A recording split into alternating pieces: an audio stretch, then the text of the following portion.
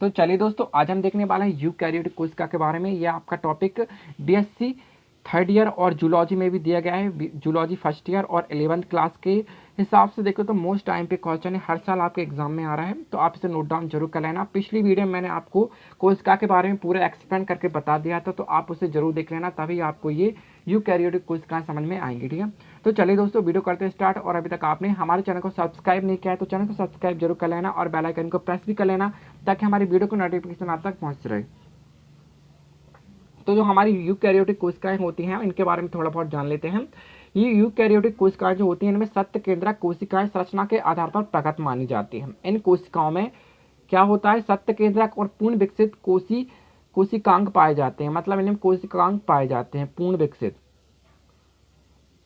और प्रोकैरियोटिक में कोशिकांग का सिर्फ अभाव रहता है। ठीक है, कोशिकांग का सिर्फ अभाव रहता है। ये जीव क्या कहलाते हैं, यूकैरियोटिक कहलाते हैं।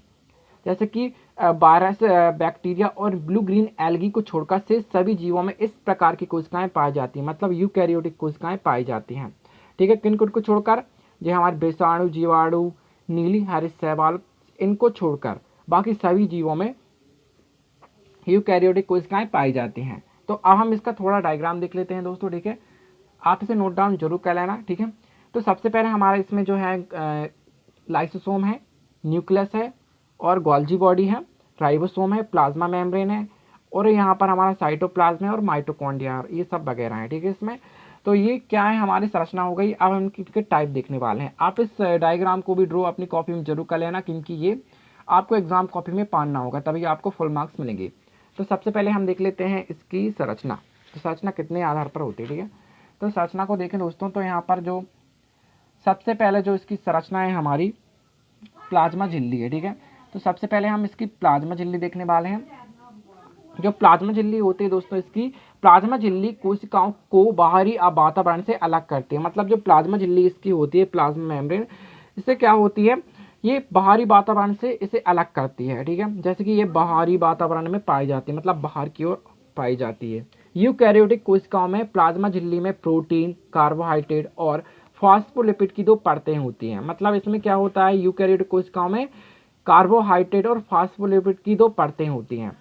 अब आ गई कोशिका भित्ति। ठीक है, अब हम देख लेते हैं सेल वॉल। सेल वॉल क्या होती है, इसमें जो सेल वॉल होती है दोस्तों, कोशिका भित्ति एक कठोर बाहरी परत होती है जो पादप कोशिका को संरचनात्मक सहायता प्रदान करती है। कैसी होती है, कठोर और बाहरी परत होती है कोशिका भित्ति, जो कि पादप कोशिकाओं को संरचनात्मक सहायता प्रदान करती है। अभी हम जो पादप कोशिका होती है हमारी, प्लांट सेल होती है, हम उसे भी देखेंगे। ठीक है, तो इसमें आपको समझ में आ जाएगा। अब हमारा आ गया नाभिक, मतलब केंद्रक। यूकैरियोटिक कोशिकाओं में एक, ठीक है, एक प्रमुख घटक है ये, क्योंकि ये बीच में पाया जाता है। वह अंग है जो डीएनए को संग्रहित और संरक्षित रखता है। ठीक है, क्या करता है, ये वह अंग है जिसमें डीएनए को संग्रहित और संरक्षित रखता है ये। ठीक है, आपके कॉम्पिटिटिव एग्जाम में भी आ जाता है कि केंद्रक का मतलब क्या घटक होता है, मतलब किसे संग्रहित करके रखता है, तो डीएनए को संग्रहित करके रखता है। ठीक है, संरक्षित और संग्रहित। अब देख लेते हैं लाइसोसोम। ठीक है, सॉरी, राइबोसोम देख लेते हैं सबसे। राइबोसोम गैर झिल्लीदार संरचनाएं हैं जो कोशिका में प्रोटीन संश्लेषण की साइट की रूप में कार्य करते हैं। मतलब साइट के रूप में ये कार्य करते हैं। क्या होती हैं, गैर झिल्ली संरचनाएं होती हैं, मतलब ये सब कहीं फैली रहती हैं पूरे यूकैरियोटिक कोशिकाओं में।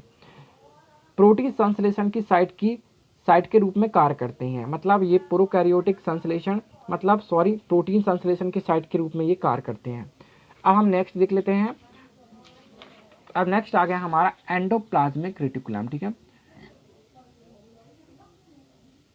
ये क्या होती हैं, चिकनी एंडोप्लाज्मिक रेटिकुलम मुड़ी हुई झिल्लियों वाली ट्यूब जैसी संरचनाएं होती हैं। मतलब ये सब में फैली रहती हैं। इसमें नहीं दिया गया है, लेकिन आप जो कोष्टक देखेंगे प्रोकैरियोटिक मतलब यूकैरियोटिक कोशिका का आप कोष्टक देखोगे तो उसमें ये फैले रहेंगे, लेकिन ये राइबोसोम से ढकी नहीं होती हैं। ठीक है, क्या होते हैं, एंडोप्लाज्मिक रेटिकुलम होती हैं।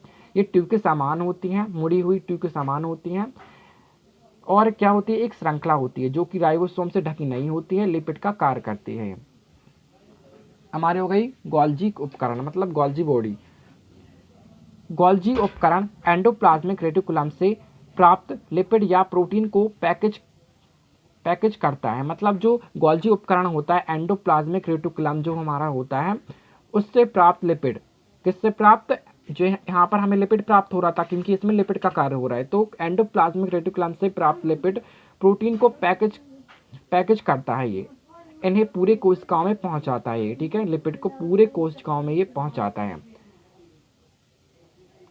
गोल्जी उपकरण, ठीक है। अब देख लेते हैं हम माइटोकॉन्ड्रिया, ठीक है। माइटोकॉन्ड्रिया क्या होती है दोस्तों, इसमें माइटोकॉन्ड्रिया यूकैरियोटिक कोशिकाओं के भीतर सेलुलर श्वसन का मुख्य स्थल है। मतलब यहाँ पर आप देख सकते हैं माइटोकॉन्ड्रिया, यहाँ पर माइटोकॉन्ड्रिया क्या है, यहाँ पर सेलुलर श्वसन स्थल है, ठीक है। अब हम देख लेते हैं साइटोप्लाज्म, ठीक है। हमारा साइटोप्लाज्म हमने यहाँ पर देखा था, अंदर की ओर साइटोप्लाज्म जो हो यहाँ पर होते हैं, ठीक है। यहाँ पर आप देख सकते हैं साइटोप्लाज्म, ठीक है। तो साइटोप्लाज्म क्या होते हैं, साइटोप्लाज्म एक तरल पदार्थ हैं जो कोशिका के आंतरिक स्थल को भरता है और कई रासायनिक प्रतिक्रियाओं का स्थल है। ये क्या होता है कि ये जो कोशिकाओं के आंतरिक स्थान को भरता है ये, ठीक है। साइटोप्लाज्म मतलब पूरे, मतलब जो कोशिका का आंतरिक स्थल होता है, मतलब अंदर का स्थान होता है उसे भरता है और कई रासायनिक प्रतिक्रियाओं का स्थल है ये। लास्ट है हमारा लाइसोसोम, ठीक है। लाइसोसोम एंजाइम से भरे विशेष पुटिकाएं हैं। मतलब जो लाइसोसोम होते हैं, जो एंजाइम से भरी विशेष पुटिकाएं होती हैं जो कि पुरानी सेलुलर रचनाओं या घटकों को तोड़ते हैं और पुनः चक्रित करते हैं। मतलब ये पुनः चक्रित भी हो जाते हैं तोड़कर, ठीक है, मतलब पुनः बन जाते हैं ये। तो ये हमारी क्या हो गई, लाइसोसोम। तो लाइसोसोम को आत्मघाती सेल थैली भी कहा जाता है, आपने सुना होगा, ठीक है। तो इस टाइप के क्वेश्चन आपके कॉम्पिटेटिव एग्जाम में आ जाता है कि लाइसोसोम को थैली कहा जाता है, तो आत्मघाती थैली कहा जाता है, ठीक है। आत्महत्या भी कह सकते हैं हम उसे। तो दोस्तों ये था हमारा आज का इजी सा टॉपिक। आपको कैसा लगा, पिछली वीडियो में हम आपको बताने वाले हैं प्रोकैरियोटिक की संरचना। तो चैनल को सब्सक्राइब जरूर कर लेना पिछली वीडियो के लिए, और वीडियो को शेयर लाइक कमेंट जरूर करिएगा। तो मिलते हैं ऐसी नेक्स्ट वीडियो में। Thanks for watching my video.